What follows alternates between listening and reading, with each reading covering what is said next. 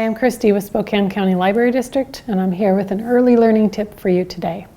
Our early learning tip today is all about letter knowledge, knowing that letters have different shapes and different sounds. There are lots of fun ways to practice learning your letters. Now, today we're going to show you how to playing the alphabet fly swatter game. So if you have a fly swatter at home, you can use that one, or you can make a paper one and attach it to a ruler like I did. So there's lots of different ways to play the game. I'm using the flannel board, mostly because it fits on the camera, but you could make your own letters out of paper and put them all over the house or all over the backyard, whatever way that you want to do it. Then you just call out a letter like B. Can you find the letter B?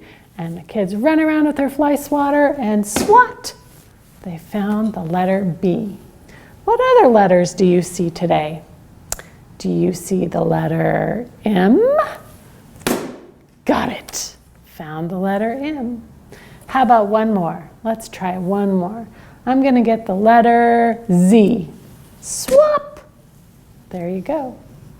That's just one fun way to help our kids learn their letters.